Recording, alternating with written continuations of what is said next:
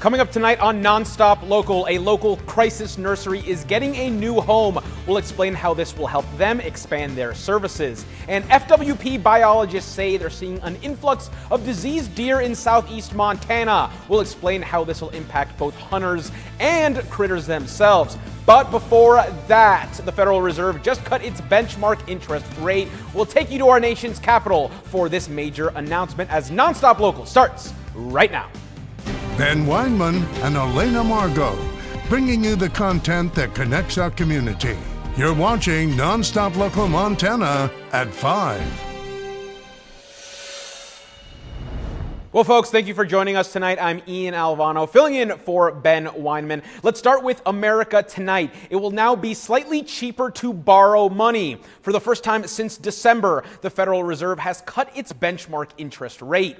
Federal Reserve Chair Jerome Powell announced the cut of a quarter point to a new range of 4 to 4.25%. This also marks the first rate cut of President Donald Trump's second term, an action the president has been pressing for months. Fed officials earlier this year said they wanted to wait to see how the effects of Trump's tariff policies would play out. Powell said a key factor in the rate cut decision was the need to support a weakening job market.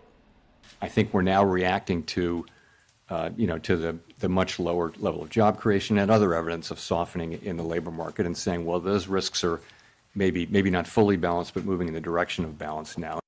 The Federal Reserve also signaled that more cuts are likely this year.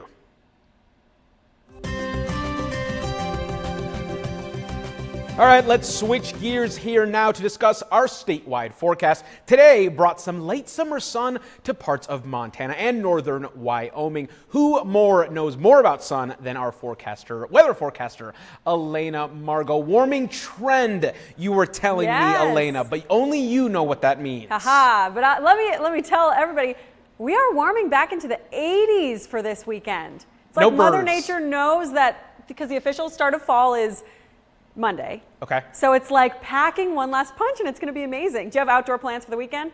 It's only Wednesday, but yeah, we're getting there a little bit. So yes, I'm sure. Yeah, Ian will be outside. I'll be outside, and I hope you guys all are too. All right, good evening, everybody. Let's start by taking a look at some current conditions, and then we'll move into the end of the week and the start of the weekend. Things are going to be fabulous and way warmer than they should be for this part of September. White Sulphur Springs right now with lots of sunshine and some fluffy clouds. We can see the mountains, meaning that wildfire smoke isn't a major factor. Minor smoke conditions will persist for the next couple of days, but improvement by the end of the week. Now, Missoula also seeing widespread sunshine, the sun doing its best to grace us in most of the state. Current satellite radar checking in on isolated thunderstorms moving between Hardin, Colstrip, toward Miles City. The system there kind of hugging I-94. Billings and most major areas still experiencing widespread sunshine. For the rest of the evening tonight, we should track that system of showers and thunderstorms to move southeast and get out of our hair. 24-hour precipitation, we saw nearly an inch of rain in Jordan in the last 24 hours, about 2/3 of an inch of rain in Miles City, much drier elsewhere. Current wind speeds right around 14-mile-per-hour winds right now in the Glasgow area. Gusting in that same area to around 20-mile-per-hour winds. Similar conditions in Helena.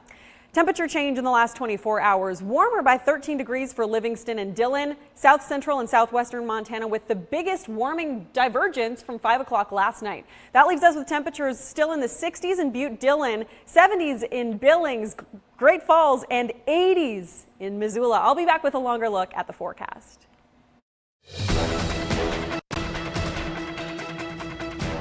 Elena, thank you very much. Cannot wait for that. All right, folks, let's switch over to some local crime now. A man was just arrested in Portland, which is over 400 miles away from where he was wanted in Kalispell. The Kalispell Police Department says authorities in Portland arrested 53-year-old Brian Werner on Monday.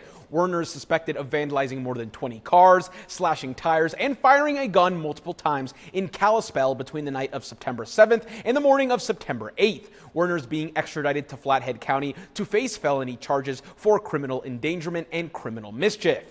We're also tracking crime in Missoula County, where the sheriff's office says they've arrested a suspect following a recent stabbing. The sheriff's office says at about 8 p.m. yesterday, they got a call reporting the stabbing at the 14,000 block of McFarland Lane near Clinton, Montana. Upon arrival, deputies found a man who'd sustained several stab wounds. Emergency medical personnel took this man to a hospital to receive further care. Deputies found and arrested a suspect who's been booked into the Missoula County Detention Facility for attempted deliberate homicide. And more crime tonight. The U.S. District Attorney's Office, District of Montana, says a woman from Browning's just been sentenced for embezzlement. According to court documents, Johnny Spotted Eagle embezzled funds by using school credit cards and purchase orders. She reportedly took over $30,000 from the Hart Butte School District. In April, she pleaded guilty to wire fraud and aggravated identity theft. And this week, she was sentenced to 2 years and 1 month in prison and 3 years of supervised release. The U.S. District Attorney's Office, District of Montana, is also reporting that a jury found a man guilty of child pornography charges. According to court documents, an undercover officer posed as a 12-year-old girl and reached out to 51-year-old Stephen Scott on Facebook. Scott reportedly requested nude photos from the officer, who he believed to be a child, and sent electronic gift cards for payment. A jury found Scott guilty of attempted coercion and enticement and possession of child pornography. Sentencing is set for next year on January the 8th. Montana State is also sharing more information regarding a recent crime involving one of its students. MSU says officers arrested the student on trespassing charges after this student tried to climb on top of the roof of the Brick Breeden Fieldhouse. The student's reportedly been issued a citation. MSU says the Dean of Students' office has been notified about this incident. And after months of searching for space to grow, Toby's House Crisis Nursery in Great Falls now has land for a new building. And the organization isn't just expanding in the Electric City, it's also helping other communities across the Treasure State. With more on this, Joey Taylor. This 22,000 square foot lot, just 1 block from Carter Park, will be the new home for Toby's House. My heart is just overflowing, right? I'm just so full of gratitude and joy, because I think the moment really hit me as we stood on it and I said, oh my gosh, this is going to be Toby's House's new home. This space gives them room to expand, including a secure play yard and eventually 24-hour childcare. I truly believe in my heart that Toby's House is important to our community in helping prevent child abuse and neglect, and in supporting hardworking families and helping us to make sure people can get to work, make sure that people are taking care of themselves, getting to their legal appointments and their mental health appointments, and that we truly make the city a better place. Toby's House has been at capacity for months. The new facility is expected to break ground this fall, with hopes to open in 2026.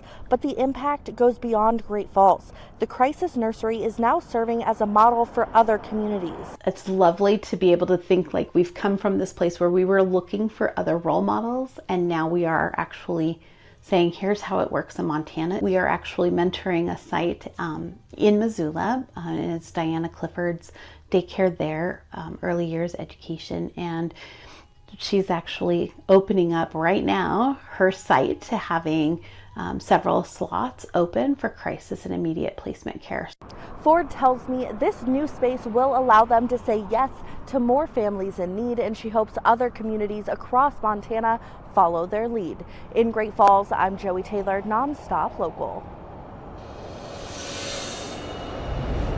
Joey, thank you very much for the reporting tonight. All right, now we're taking an in-depth look at news involving wildlife throughout our Big Sky country. Let's start in Yellowstone National Park. YNP says yesterday afternoon, a bear attacked a man hiking the Turbine Lake Trail just over 2 miles away from the Pelican Valley Trailhead in the Pelican Valley Bear Management Area. The hiker reportedly deployed bear spray, but still sustained significant injuries to his chest and left arm. The Turbine Lake Trail is closed until further notice as bear management staff investigates the incident. Because the park believes the bear acted defensively during a surprise encounter, YNP will not be taking any management against the critter. YNP says a park visitor hasn't injured a bear since May of 2021.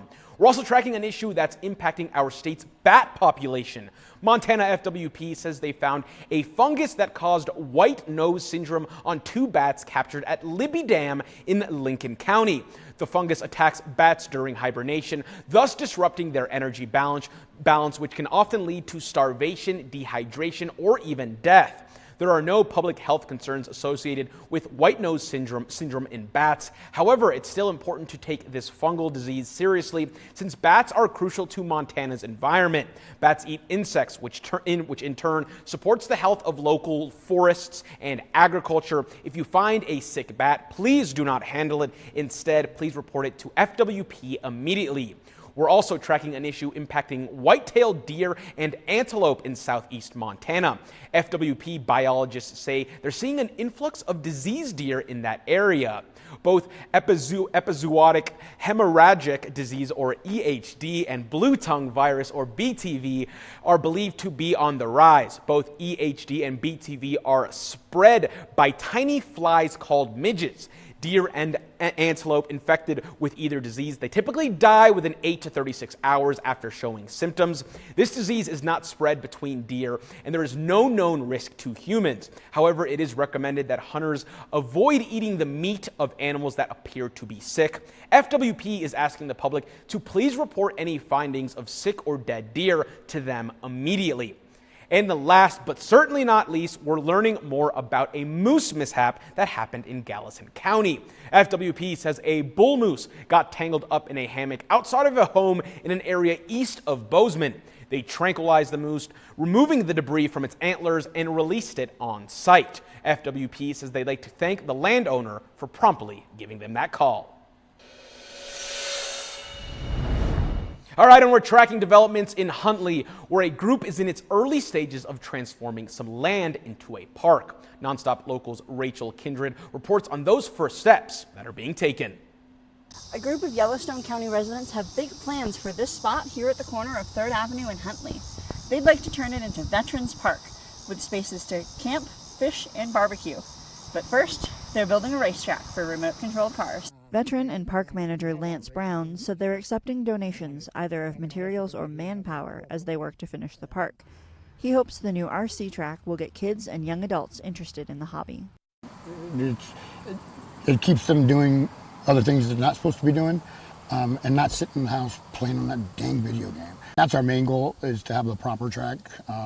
All the other things will be built around that. Now, the group that's putting this on is called Citizens for Our Veterans, and they're having a benefit here in the park on October 4th. It'll feature a car show, mud drags, and a gun raffle. If you'd like more information on the event, or you'd like to get involved with the park project, I'll have all those details on our website at nonstoplocal.com. In Huntley, I'm Rachel Kindred for NonStop Local. Rachel, thank you very much for that reporting tonight. Also happening tonight, today is the day the United States honors its Constitution and newest citizens. It marks the day in 1787 when members of the U.S. Constitutional Convention finished writing and signed the nation's guiding document. The U.S. Constitution, beginning with the words, yes, we know them, we the people, stands as the world's longest surviving written charter of government. Every educational institution that gets federal funds is required to hold programs about the Constitution for its students on September the 17th. This day also recognizes the many new citizens that take an oath of allegiance to the United States, to U.S. citizenship ceremonies that are held in courtrooms, but also in community settings across the country. If you want to really delve into the history of the Constitution, make a trip to our nation's capital, Washington, D.C. From now until October the 1st, for the first time, the entire Constitution is on display at the U.S. Capitol. All right, from Capitol Hill in the Smithsonian, back here at home. Coming up next after the break, Elena Margot will rejoin us with a longer look at that forecast. Plus, experts say if you want to age gracefully, there are some steps you can take while you're young. I'm listening. We'll examine those steps in your health news coverage. Keep it right here. You're watching NonStop Local.